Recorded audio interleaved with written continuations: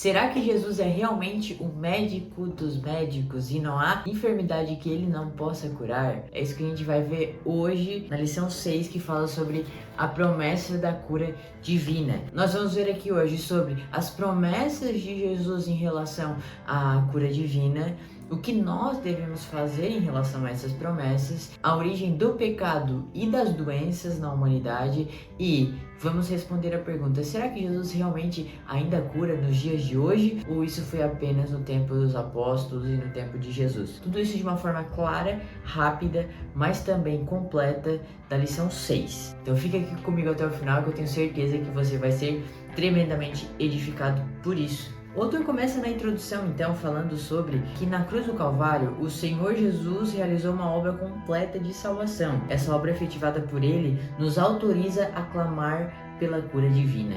Então o autor começa falando e remontando a nós uma importante promessa que nós vimos na última lição, que é a promessa de salvação. Além dessa promessa de salvação, o autor também linka isso com a promessa de cura divina. Mas será que isso realmente acontece na Bíblia?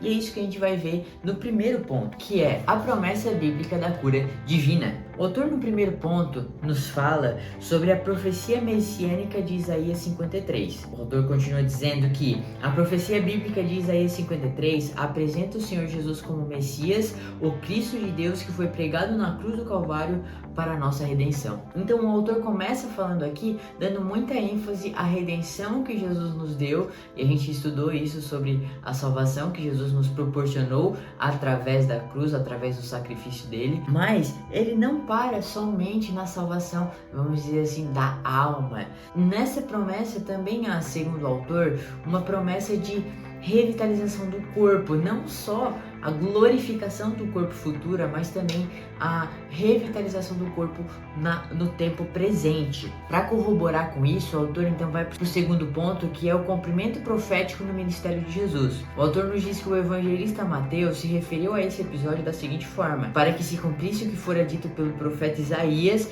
que diz: ele tomou sobre si as nossas enfermidades e levou as nossas doenças. Aqui o autor está falando sobre um texto que está na nossa leitura bíblica em classe de Mateus capítulo 8. Nesse texto a gente vê então Jesus chegando na casa de Pedro, vê a sogra de Pedro com uma febre muito grande, então ele cura a sogra de Pedro e depois disso a sogra de Pedro então serve eles, né?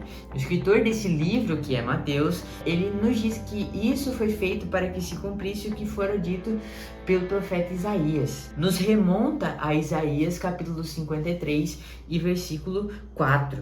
Verdadeiramente, ele tomou sobre si as nossas enfermidades e as nossas dores, levou sobre si, e nós o reputamos por aflito, ferido de Deus e oprimido.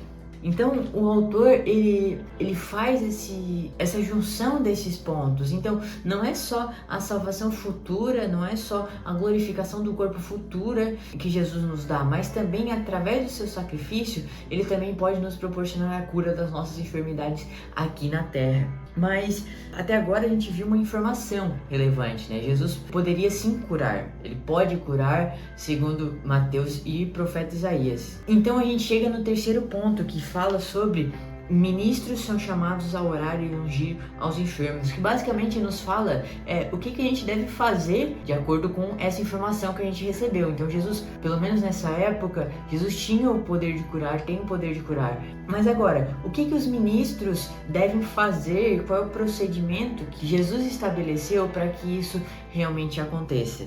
E o autor nos fala sobre 3 pontos, basicamente, sobre oração, unção com azeite e confissão de pecados. E para isso, eu vou ler em Tiago, capítulo 5, versículos 14, 15 e 16. Está alguém entre vós doente? Chame os presbíteros da igreja e orem sobre ele, ungindo-o com azeite em nome do Senhor. E a oração da fé salvará o doente e o Senhor o levantará. E se houver cometido pecados, ser-lhe-ão perdoados.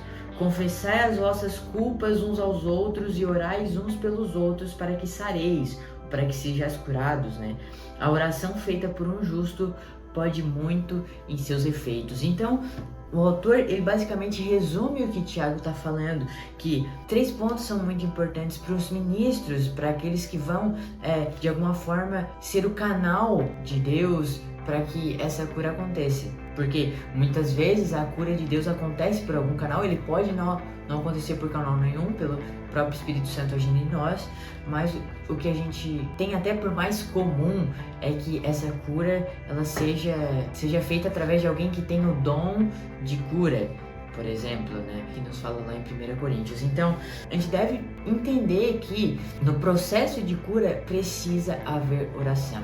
E não só oração, mas também unção com azeite, e unção com azeite nos fala muito sobre, de alguma forma, um enchimento, um derramamento do Espírito Santo. É como se o Espírito estivesse lavando aquele enfermo da enfermidade, e depois a confissão de pecados, a confissão das culpas, que nos fala ali em Tiago, que basicamente nos fala sobre deixar aquilo para trás, trazer o arrependimento das coisas ruins que nós fizemos. Mas afinal de contas, será que as coisas ruins que a gente faz são as que causam doenças em nós? Isso é uma pergunta que muitos de nós temos, mas antes de responder ela, vamos entender um pouquinho sobre a origem e a consequência das doenças no mundo, que é ali no segundo tópico. É importante a gente entender muito bem essa relação, para que a gente não caia muitas vezes em armadilhas feitas pelo diabo, como por exemplo os amigos de Jó, que disseram que ele estava doente por causa de um pecado dele. Então a gente precisa compreender como as doenças primeiro chegaram no mundo, depois como elas afetam o ser humano, e logo depois por que elas se proliferam tanto e estão se proliferando tanto atualmente. No primeiro ponto, o autor fala sobre a origem das doenças no Éden. E o autor, para resumir esse ponto muito rapidamente, o autor nos fala que o pecado do ser humano fez com que as enfermidades surgissem acompanhada de dor, sofrimento e morte. Então, a partir do momento que o ser humano peca, a doença, ela entra na humanidade. A doença, a dor, sofrimento, morte, tudo isso, todos esses males entram na humanidade. Então nós podemos dizer com toda certeza, o pecado é a causa de todas as doenças. O que eu não quero que a gente entenda aqui hoje, que não é um pecado que eu cometi que vai causar uma doença em mim. Eu não quero fazer essa correlação de acontecer alguma coisa e eu menti e por isso vou ter uma infecção na minha língua. Não, eu não entendo a Bíblia nesse sentido. Eu entendo que o pecado, ele gera todas as doenças. O pecado lá da humanidade que foi representado por Adão e Eva. Então, o pecado, quando ele entra, a doença também entra. Então, a doença é sim causada pelo pecado, mas, repito, não o pecado que eu cometi, mas aquele pecado que a humanidade cometeu. Talvez você pense, então, mas existem alguns momentos, principalmente no Antigo Testamento, onde, através de um pecado, acontece alguma coisa que é ligada a uma doença. Eu penso em Miriam, no deserto, que desejou o cargo de Moisés, mas em todos esses momentos a Bíblia não nos apresenta esses problemas como uma doença, e sim como claramente uma punição divina.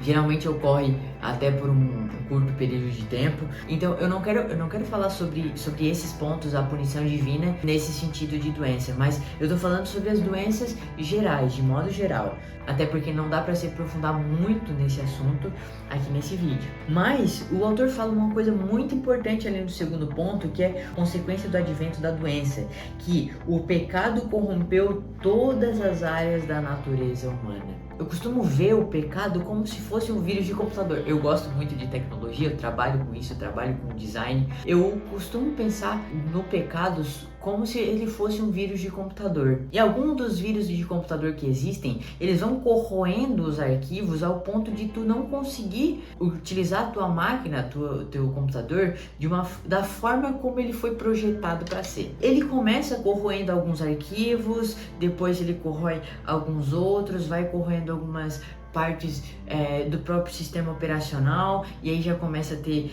mal funcionalidade, e aí começa a ficar lento, daqui a pouco ele tá demorando 30, 40 minutos para ligar, tu mexe o mouse e ele não mexe, e tudo isso vai irritando a gente. E o pecado, ele afeta a vida do ser humano da mesma forma.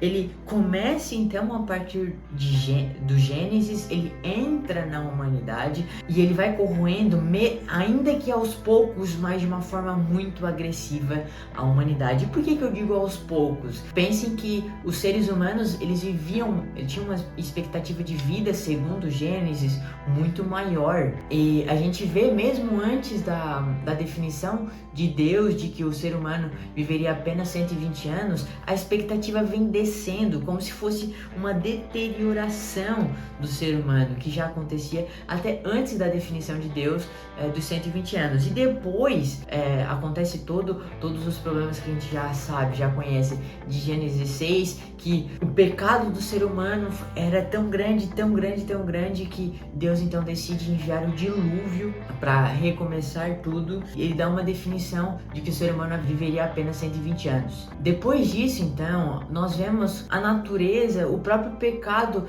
como se tivesse evoluído um pouco mais em relação ao desgaste. O que eu quero dizer com isso? Parece que ele vai corroendo ainda mais a expectativa de vida dos seres humanos, que era de 900 anos, passam a ser agora de 120, e os Salmos falam até de 80, e depois disso 70, 80, e depois disso é só câncer e enfado. O pecado, ele vai corroendo algumas partes, e aí depois ele continua, e até que ele corrói de uma forma muito grande todas as partes. Eu não estou dizendo aqui que o pecado ele começa pequeno. Na verdade, as consequências do pecado são ali no ato em que Adão peca. A partir daquele momento, o pecado entra na humanidade e ele corrompe todos os âmbitos da vida do ser humano. Mas a partir do momento que o tempo vai passando, parece que a gente vê essa corrosão acontecendo de uma forma mais agressiva, onde a gente vê menos partes não corroídas e mais partes corroídas. E se você tem alguma dúvida, é só você ligar o jornal. A gente vê muitos locais, muitas pessoas sendo totalmente corroídas pelo pecado. E a gente vai para o terceiro ponto, que é um ponto muito importante nesse sentido também, que nos fala sobre a proliferação de doenças. E o autor nos fala que podemos classificar em duas ordens de existência, a física e a mental. É muito importante, porém, nós entendermos que doenças mentais também podem ser físicas. E o que eu quero dizer com isso? Muitas vezes nós, pentecostais, não temos muito preconceito contra as doenças físicas. O autor cita aqui algumas, como doença cardíaca, diabetes, fala aqui sobre o câncer. Mas nós temos algum tipo de preconceito com doenças mentais. O autor nos fala aqui sobre Alzheimer, depressão e outros transtornos e demências. A gente poderia falar também sobre esquizofrenia e outros tipos de transtorno bipolar e outros tipos de disfunções mentais. E o autor nos fala uma coisa muito importante, que os crentes não estão imunes a essas doenças. O pecado, mesmo que você seja convertido, o pecado ainda mora na sua natureza e ainda vai corroer a sua saúde até que você morra. E a gente precisa compreender isso para que a gente não ache que de alguma forma, de novo, é algum pecado que está gerando aquele problema, aquela doença. É claro que existem, a gente pode falar sobre alguns casos nesse sentido, mas não é a regra. Essa é a exceção. A regra é: o pecado corrói a natureza, a genética humana é corroída pelo pecado e o corpo vai se deteriorando, as doenças vão aparecendo. Eu falo disso porque muitas vezes nós não temos preconceito em usar óculos, por exemplo, né? Mas pense que o óculos é como se fosse um remédio que a gente usa sempre. Eu tenho que usar sempre isso aqui. Nós não temos preconceito contra alguém que usa bombinha, que a gente chama, aquele remédio para asma, onde a gente aperta e inspira. A gente não tem preconceito contra alguém que usa uma tala porque quebrou um osso. Mas a gente tem muitas vezes preconceito contra alguém que usa remédio para dormir, por exemplo. E o autor nos fala sobre isso. Ele diz: não é incompatível, ou seja, um não exclui o outro. Orar por cura e também ao mesmo tempo buscar auxílio dos médicos. Isso nada tem a ver com falta de fé, mas com o zelo de quem é templo do Espírito Santo. Então, apesar de a gente estar falando aqui sobre o poder de Jesus para curar, a gente não pode pode dizer também que a partir de agora você não pode procurar auxílio médico. Na verdade, eu tenho que dizer, você deve procurar auxílio médico também. Uma coisa não exclui a outra, mas ela deve ser complementada com a outra. Um problema, por exemplo, de depressão, ela pode ocorrer por falta de algum hormônio, de alguma vitamina ou deficiência de algum hormônio no nosso cérebro. Ou seja, é uma coisa que é física. Tecnicamente, é uma coisa que não tá deixando a gente funcionar do jeito que Deus planejou que a gente deveria funcionar. E existe um remédio para isso. E eu volto ao exemplo dos óculos. Deus planejou os olhos perfeitos, mas o pecado entrou e o pecado corroeu também tanto o formato dos olhos, e eu não lembro se é astigmatismo ou hipermetropia, mas ele corroeu o formato dos olhos, ele corroeu também lá a parte da córnea, e aí a gente precisa, eu preciso, por exemplo, agora usar óculos e não tem problema com isso. É claro que isso não exclui, porque eu posso orar também para que Deus me cure e eu não precise mais usar óculos. Mas usar óculos não é um pecado.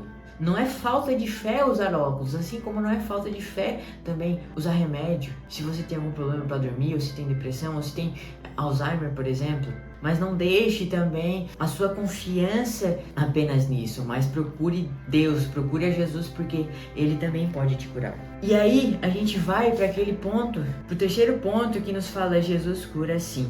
O autor nos fala que a cura divina faz parte do plano divino no primeiro ponto. Então, a gente sabe que a partir de Isaías 53 a gente pode fazer uma ligação sobre o propósito de Deus, não só em morrer pelos nossos pecados e nos salvar, mas também sobre liberar curas para nós físicas enquanto nós estamos na terra. E nós podemos também ligar esse ponto com o segundo ponto, que é Jesus cura. O autor nos diz que o mesmo Senhor Jesus que curou nos evangelhos é o mesmo que cura hoje. Ele diz que Ele tem o poder curador. Ele ainda é o mesmo, aquele que curou a filha de Jairo, que curou o cego de Jericó, que curou a mulher do fluxo de sangue. Ele é o mesmo, Ele não mudou, Ele ainda tem o poder para fazer tudo isso que nós lemos nas Escrituras. Então não, as promessas de Deus de curas divinas não acabaram apenas ali no tempo dos apóstolos e no tempo de Jesus. Não, eles são para nós hoje também. Deus, Ele pode fazer isso com cada um de nós. Mas eu acredito que o terceiro ponto seja muito importante: o que podemos fazer para receber a cura divina. As coisas que nós precisamos nos preocupar em relação à cura divina o autor fala ali em crer, fala ali em confiar, pedir oração para os líderes, os líderes ungirem a nossa cabeça com óleo. Mas o autor fala uma coisa, eu acho que é a coisa mais importante de toda essa lição. O autor nos diz que não deixemos de perseverar na fé e em oração. Eu acho que perseverança é uma coisa muito importante quando a gente está falando de cura. E ele continua dizendo: pois nem sempre o nosso tempo é o tempo de Deus. O que eu preciso dizer aqui hoje também é que Jesus sim tem o poder para curar, mas isso não quer dizer que Jesus vai fazer isso. Jesus, ele tem sim o poder para fazer qualquer doença desaparecer, mas muitas vezes isso não é o que ele vai fazer de fato. O nosso papel é sim orar, é sim pedir para que os líderes nos unjam com óleo, é sim perseverar em oração e com fé, confiando que Jesus pode fazer. Mas eu não posso dizer que Deus e Jesus são uma ciência exata, onde nós faremos uma experiência e o resultado vai ser sempre o mesmo. Na verdade, Deus está muito além das ciências até humanas. E como nós já lemos em outras lições aqui, os planos de Deus, os pensamentos de Deus são muito maiores dos que os nossos. Não adianta a gente querer saber o que Deus está pensando, porque a gente não consegue. E pensando que a gente não consegue entender os planos de Deus, a gente não deve ficar perdendo nossas noites de sono, tentando descobrir quais são os planos de Deus, porque isso a gente nunca vai descobrir. A gente não vai descobrir o que Deus está pensando. Mas Deus nos deu o que a gente pode fazer. Já para concluir, o autor nos diz assim: devemos nos dirigir a Ele com humildade e fé perseverante, confiando que Ele é poderoso para sarar as enfermidades do seu povo. Jesus Cristo cura sim. Não deixe que, por não entender com certeza o que os pensamentos de Deus têm preparado, que você fique com medo e por isso deixe de seguir a Ele. Mas na verdade Jesus está pedindo que nós, mesmo vendo, mesmo sabendo que nós muitas vezes não vamos entender o que Ele está fazendo, Ele nos chama para que nós vivamos uma vida de perseverança e fé, porque Ele tem sim o poder para curar cada um de nós. Deixo essa reflexão final, agradeço você que esteve aqui até o final. Deixe aí nos comentários se você tem alguma dúvida, se tem algum ponto para acrescentar. É claro que é um vídeo rápido, a gente não consegue esgotar o assunto, mas foi muito bom ter você até aqui. Muito obrigado por tudo e até a próxima. Valeu!